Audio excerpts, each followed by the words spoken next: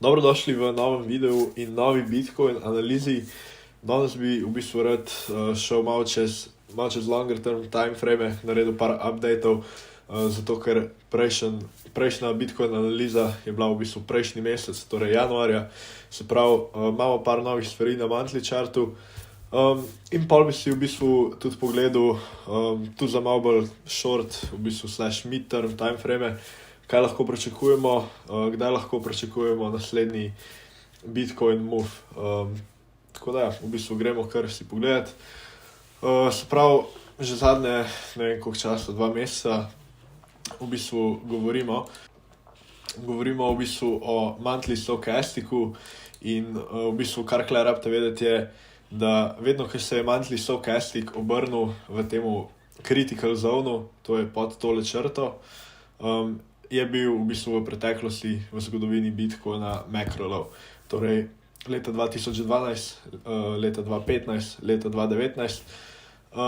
In ja, v bistvu smo pričakovali, da se bo februarja pač obrnil in to se je tudi zgodilo. Se pravi, dobili smo zdaj confirmation. No, in v bistvu kar je zanimivo je, da se je ta low, ki je bil tukaj, tudi odbil od tega trendlina. In pa obenem je to pač hidden bullish divergence, 3-drive bullish divergence, hidden bullish divergence, se pravi, če gledamo tukaj 1, 2, 3 novi lowi na stochastic indikatorju, medtem ko smo na price actionu videli, se pravi 1, 2, 3 nove high, torej tukaj v bistvu nam da to pač bias, da je bil to vsaj major low, zdaj pač ne vem, ali je bil to macro low, jaz se bolj nagibam k temu, da je bil, ampak v bistvu, da bi bil to macro low, jaz rabim potrditev še od enega drugega indikatorja, ki ga bomo zdaj pogledali. Bi pa rad v bistvu še omenil, da se pravi average move od vseh teh prejšnjih lowsov, oziroma od vsakič, ki se je prej obrnil stochastic indikator v critical zonu, pa do highsov naslednjih, je bil okoli 250%. Zdaj napravim, da bomo dobili zdaj iz prve 250% move, ampak ja, v bistvu to je statistika. No. Bi pa rad tukaj še omenil, da pač to je v bistvu zelo majhen vzorec za gledanje statistike. To se je zgodilo samo 3-krat. Jaz ponovadi, ko preverjam strategije, hočem videti tam 50 do 100 ponovitev, da dobim neko dobro statistiko. Ampak ja, v bistvu je to, kar imamo. Bitcoin je pač ni toliko časa v zuniji, da bi imeli več pri tem signalu. Ja, se pravi, kar se pa tiče macro lowa, v bistvu hočem videti še en indikator, da nam to potrdi. In sicer to je tale indikator, ki smo ga gledali že velikrat na tem kanalu, in to je accumulation distribution indikator.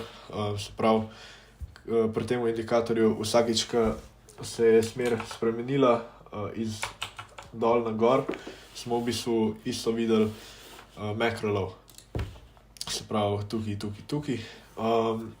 No in februarja se ta indikator še ni obrnil, kakor vidite.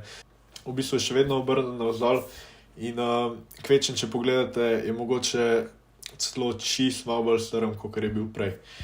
Tako da v bistvu, da jaz skolam macro low, bi mogel počakati še ta indikator, da se obrne. No, ampak če si pa pogledamo CME, je pa ta indikator v bistvu že obrnjen. Sicer ima CME zelo manj zgodovine na tem indikatorju, v bistvu se je samo enkrat to zgodilo pač v preteklosti, ampak nasplošno ima CME mogoče malo boljši hit rate pač pri signalih, kakršnih koli. Tako da ja, to se mi je v bistvu zdaj zanimiv. Zdaj pa, če si pogledamo v bistvu malo bolj short slash mid-term, bi si v bistvu najprej pogledal tale signal, ki smo ga tudi gledali na kanalu, se pravi 5-day volatility proti Stochasticu signal. No, če še tole omenim, mogoče par folka mi je pisalo v bistvu, da ne najdejo na svojemu TradingView 5-day chartov, 2-day chartov, v glavnem karkoli. In sem hotel samo to adresati, da pač tukaj si v bistvu morate customizati te, se pravi, te timeframe, ki jih ni tukaj, ki niso default. No, ampak kaj je fora v bistvu, zato rabite imeti pač plačen TradingView account, se pravi, da nimate samo one zastonj verzije.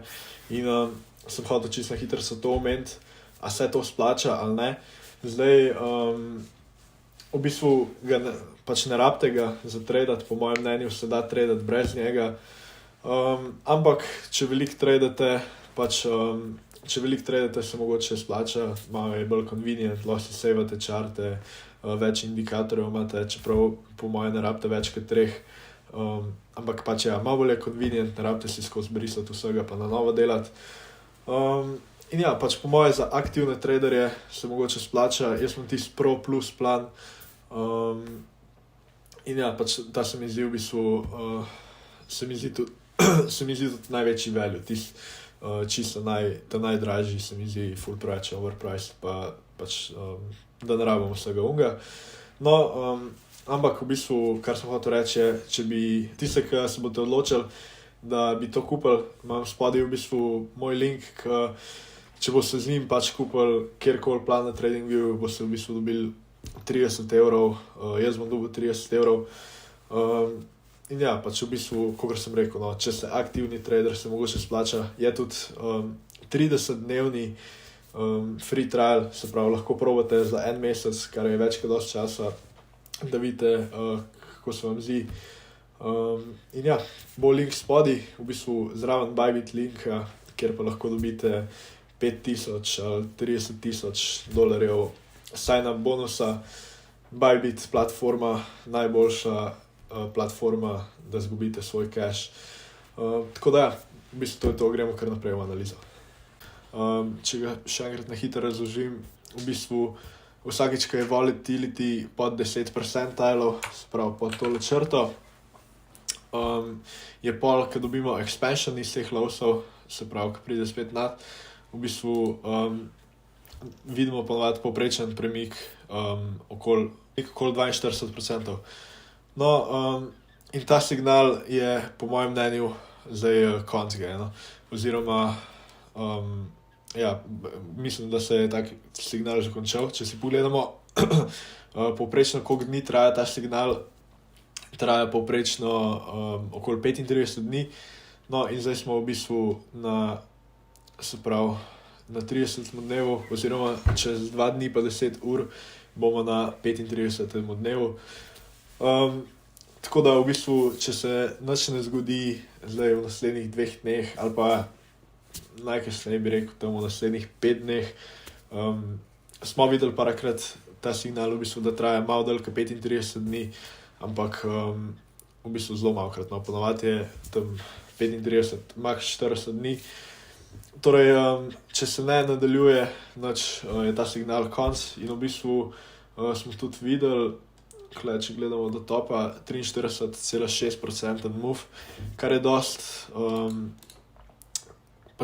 accurate, 42% je average, tako da se mi zdi, da je bil ta signal čisto valid, pač, da smo dosegli ta target, ki smo ga iskali, tako da zdaj pa probably konc tega signala, ne, in kar zdaj pričakujem je probably malo sideways trading ali pa mogoče malo downside, kar nam v bistvu, če si pogledamo, bi nam to lahko potrdil tudi Dixie chart, se pravi Dixie one week chart je zdaj v bistvu končno po 4 mesecih v bistvu dosegel nek local low, po mojem mnenju. Prejšnji teden smo v bistvu prvič videli dosti strong close, tudi nad tem weekom. Tako da ja, mislim, da je to local low za Dixie, ki je ponovadi inverzno koreliran z Bitcoinom, se pravi, ko gre Dixie gor, gre Bitcoin ponovadi dol. Tako da, v bistvu se to dosti sklada z pač koncem tega indikatorja. In zdaj pač, kot sem rekel, pričakujem malo sideways tradinga, mogoče malo downside. In ja, v bistvu za long term je pa Dixie chart še vedno bearish po mojem mnenju. To je bil po mojem nek major high, no, vsaj tako izgleda. Tako da ja, pač tudi to se v bistvu pa dosti sklada z tem, da je Bitcoin zdaj za nekaj časa po mojem bullish in da je bil tisto nek major low, potentially macro low. Tukaj se morate v bistvu zavedati, Bitcoin je bil zdaj bullish v bistvu skoraj 2 meseca, naredil je 50% od lowsov, in pač kar naenkrat vsi pol freak outajo, ki ima v bistvu pull back in pač to je čisto normalno, da po takem rallyju dobimo nek correction. In ja, v bistvu, če bo šel Bitcoin lower zdaj, se mi zdi, da bo to pač samo v bistvu higher low, no, če gledamo bolj long term. No, v bistvu zdaj bi si pa rad pogledal še, kdaj lahko pričakujemo malo večji move, kot sem rekel, zdaj pričakujem malo sideways tradinga, v bistvu smo to tudi že videli zadnji teden, zadnje 2 tedna. No, ampak, če si pogledamo daily chart, bo v bistvu isti signal se po mojem mnenju pripravlja, kakor tisti, ki smo ga gledali na 5-day chartu, se pravi BBWP pod 10 percentilov, kar približno, in pol expansion iz teh volatility lowsov na daily chartu ponovadi pripelje do okoli 20% premika v ceni. V bistvu, kar pričakujem tukaj je, da bo BBWP, ta indikator, še malo časa probably pod 10 percentilov, nekako, kot smo videli kle. Mogoče tudi celo, kot smo videli kle, ampak se mi zdi, da bo probably expansion BBWP-ja na CPI dan, torej čez en teden 14. je CPI, in pač če bi mogel gesati, bo do takrat najverjetneje BBWP pod 10 percentili in se pol na CPI, ki vidimo ponavadi na ta dan zelo veliko volatilityja, expandal.